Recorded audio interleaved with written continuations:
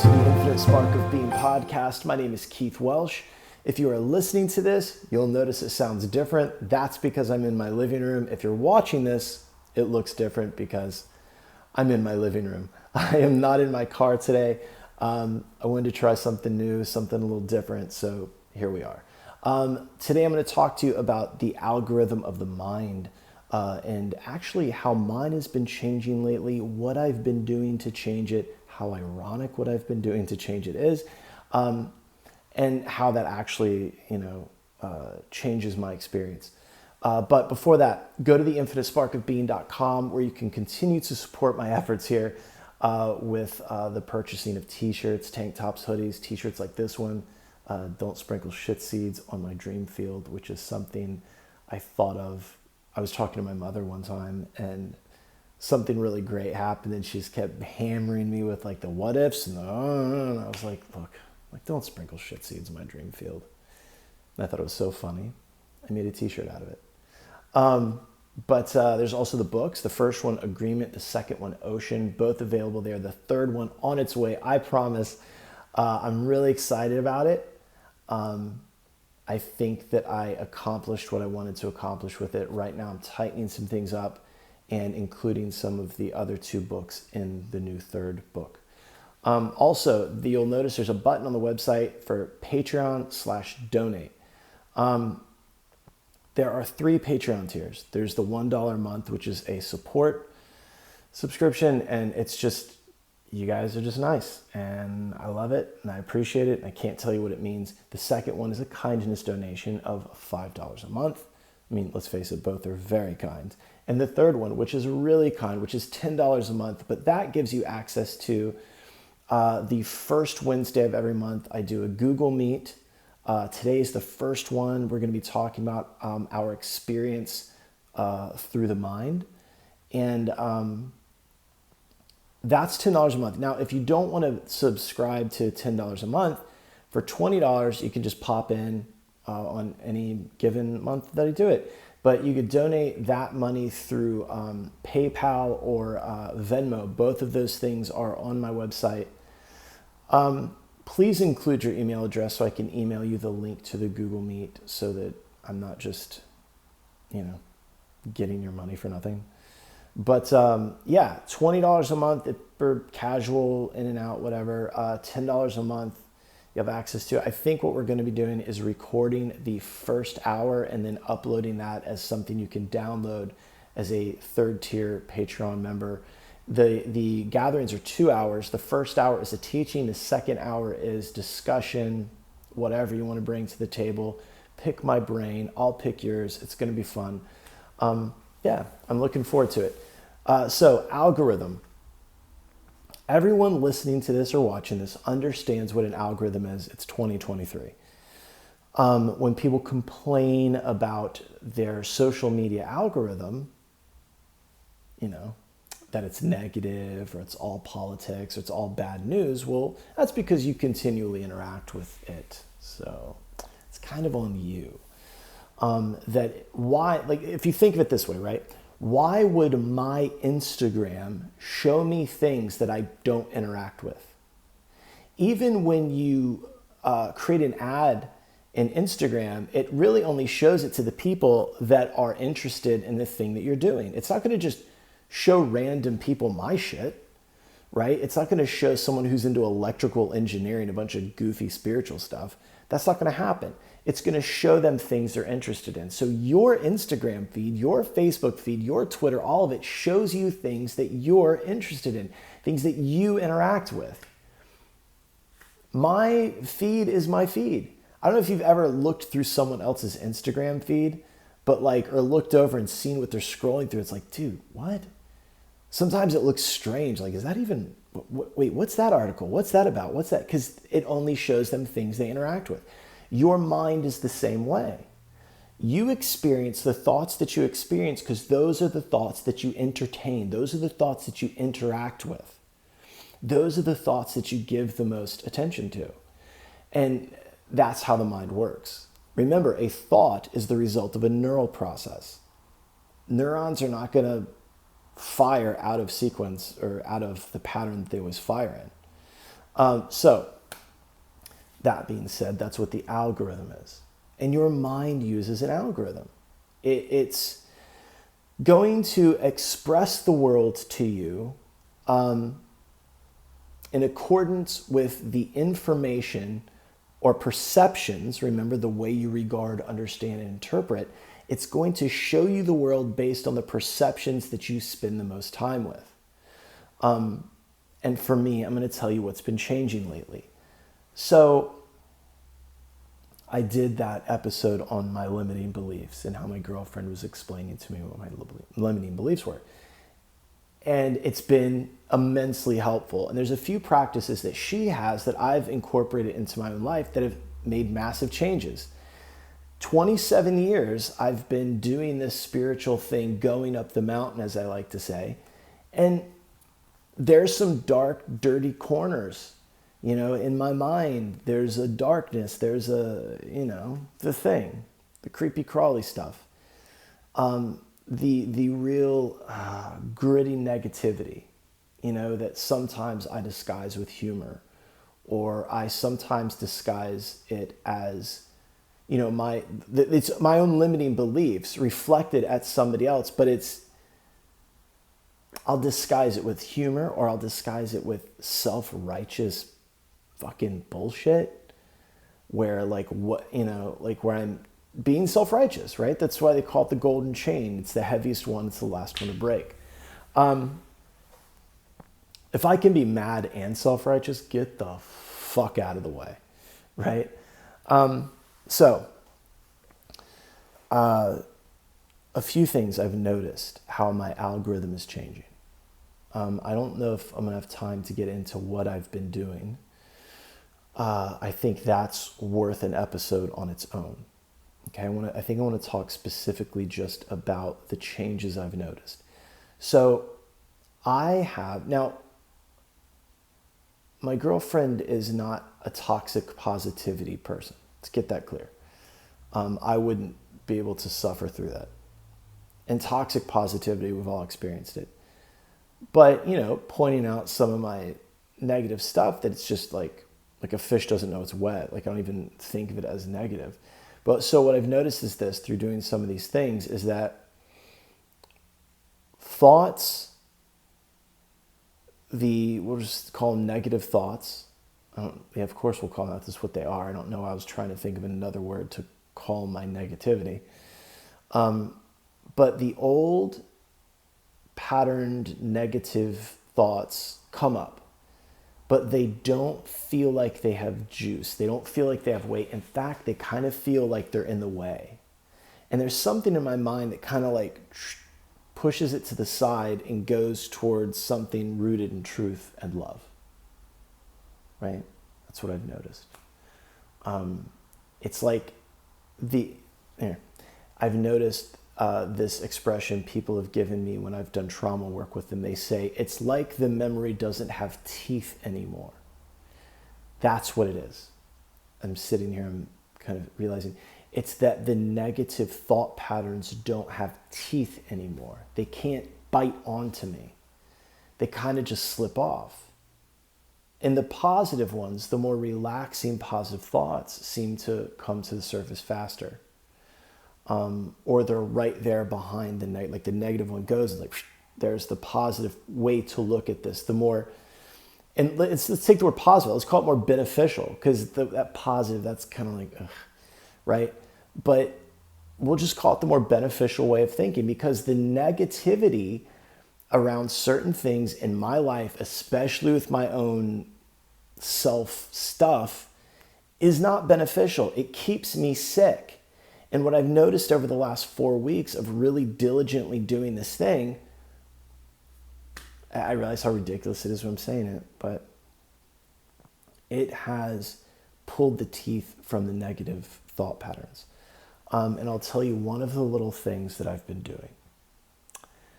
And some of you will find this completely hilarious. But when I go to the grocery store, I am ready to burn everyone to the ground.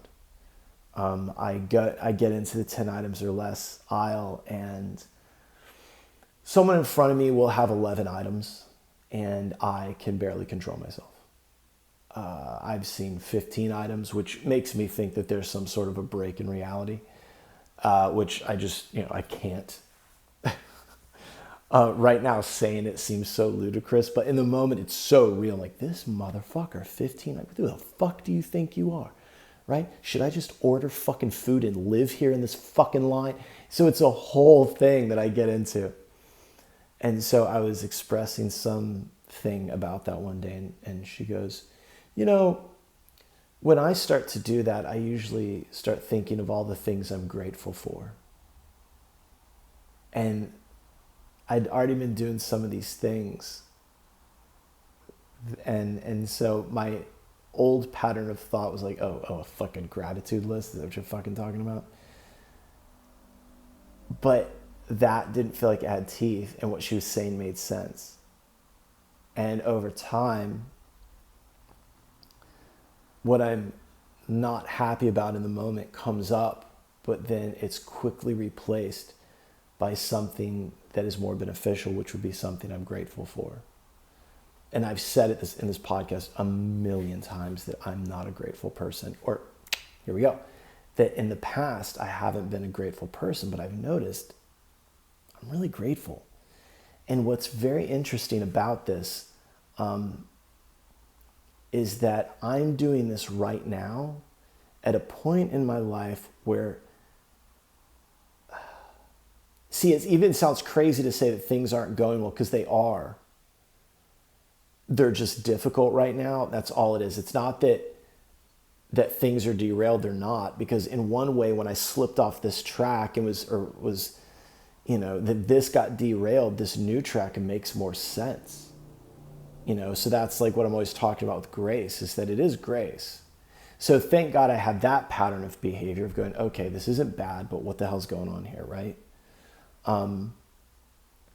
Today I uploaded a reel talking about staying in love with all of it, which doesn't mean that you accept things that you don't want to, or that you just sit in the things that aren't right for you or good for you, but it does mean that you are intensely curious about the difficulty. So I'm going through some difficult things right now. I don't even want to call it difficult. It's not difficult. It's just stuff that's happening. See, I as I'm saying that, like when I say that, it doesn't even sound congruent with my reality. It's not difficult. It's just stuff. And it's not that I don't care about it. It's just like, I don't know, like, what's going to benefit me right now? Right? And so even in the midst of that, doing this thing, which is a practice that I've done in the past with other stuff, and maybe I'll just, let's see, I'm at 13 minutes. Fuck it. Let's have a party. Let me finish this thought and then I'll just get to it. So, the old thoughts come up, but then they're quickly taken over by different thoughts. And there's a level of awareness that is there, and it's able to step in and use metacognition to think about my thinking and notice that these are not beneficial thoughts. But at this point in my life, things are, I don't even want to say tricky. I don't know the word to use. On paper, it's not good, but spiritually, it's the best thing ever. And I'm still able to do this practice, and it's actually the difficulty of this moment is fuel for the practice. The difficulty of this moment is fueling my practice right now, and it's making the practice more impactful, and it's making the practice more powerful. And now we're back to grace again, that the grace of the difficulty of this moment is pushing me to make the changes that are greatly benefiting me already. I can't believe how beneficial. So, the practice, what I've been doing lately. Now, mantra recitation has been a massive part of my life for 27 years. And I believe I've done episodes on kind of the journaling exercise. I know it's in the book. I read a lot about writing these mantras, or what we could just call affirmations. We'll just call them affirmations, repeatedly in a book. So let me explain something. Okay, so 1996, I leave the church. I become or take interest in and start attending things at a Hare Krishna temple, and take an interest in the Vedas and the Puranas and all this stuff. And the main, what Prabhupada, A.C. Bhaktivedanta Swami Prabhupada would say, if you start chanting the Maha Mantra for 30 days, your life will change. And my life did change. And then a decade later, I'm in a Buddhist Sangha, and my teacher's a man named Lama Losang. And I said to him one day, why do we say this many times and this many times? And he goes, this is how long it takes you to remember. So the repetition is obviously how long, like you say it this many times, because it takes that long to remember it. And not just remember, but to weave it into your psyche, to weave it into your consciousness so that it's now a way of viewing the world. Because what I noticed is by chanting Hare Krishna, the Maha Mantra, I was thinking of the world or thinking of Krishna a lot, thinking of God all the time. And then seeing the world through that lens of Krishna. And then later on, asking Lama Losang, why do we say this many times? That's how long it takes you to remember. That's how long it took me to remember Krishna. That's how long it took me to remember God. This is very interesting because the word mantra means mind protection or mind tool. Okay, mind tool, mind protection. So by chanting Hare Krishna, I protected my mind against anything that wasn't Krishna. And within Tibetan Buddhism, doing the Chinrezig practice or the medicine Buddha practice, you're protecting the Chinrezig practice. Is a great example. Om Mani Padme Hum is the mantra for Chinrezig, and there's a whole practice involved. But by chanting this all the time and thinking of compassion, it's the practice of compassion, lo and behold, you start experiencing more compassion for yourself, compassion for others, and the world changes.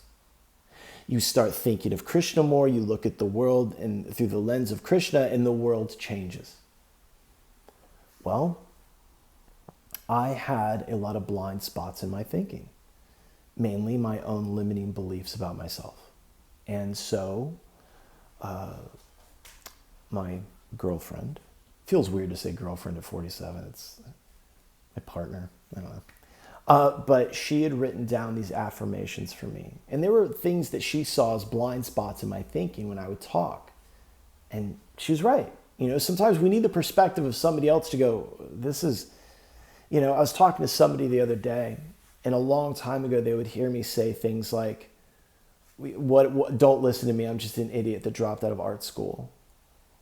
And they were like, when you would say that, it was kind of like strange because no one saw you as an idiot. Everyone's in that room because you're not an idiot. They're in that room listening to you because you have something to offer.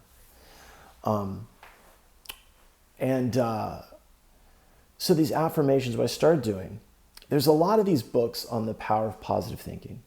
And one of them is very old, and it's called How It Works. And all of these things, whether it's How It Works, Think and Grow Rich, anything by Neville Goddard, it's all basically mantra recitation. It's all basically this stuff that's thousands of years old. Well, she wrote all these affirmations down, and then I added some to it. And so 3 times a day, I say them out loud. First thing in the morning, middle of the day, and then at night. And I put asterisks next to the ones that really feel. And when I get to the other ones there's some of them I feel as well. And I'll kind of take a breath, let it soak in and feel it for a minute and let it go. And again, it's mantra recitation. But these specific ones were the blind spots that I couldn't see. I couldn't see those blind spots in my thinking, mainly about myself. And it goes back to, in Buddhism, the idea that until you have compassion for yourself, the compassion you have for other people is considered idiot compassion.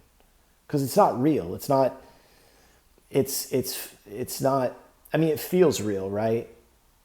But it's like, until I understand my own anger and sadness, I don't fully understand yours. I'm being sympathetic, but I'm not, and if you look up what the word compassion means, you start to see why that makes sense. So self-compassion would be a great place to start. Well, the blind spots in my thinking were preventing me from really helping other people at the end of the day. And if karma yoga is my path, well, then I need to really sharpen up, tighten up my own thinking about myself and what I think I'm capable of, which is interesting. Because the more I've grown confident in these little, blind spots in my own thinking about myself, it has allowed me to be there in more of a beneficial way for other people. So very interesting stuff. So the things my mind interacts with the most, it presents to me more often. Because remember, our experience of the world is our mind. We only experience the mind. And if we only experience the mind, then that means if we work with the mind, we have a different experience of the world. And, we've got those blind spots. It's very important that you can find somebody to look at it that knows you well enough, that is in tune with the things you're in tune with enough to hopefully show you your blind spots. And maybe you're somebody who can see yours. I couldn't see mine. I don't know. Anyway, if you want to support this, go to theinfinitesparkofbeing.com. T-shirts, hoodies, tank tops, all that stuff. The books and Patreon, 3 tiers. $1 a month support, $5 a month kindness. The $10 a month gives you access to the online first Wednesday of every month gathering. It is at 8 p.m. Eastern. First hour is a teaching. Second hour is questions, answers, hopefully. Nope, there we go.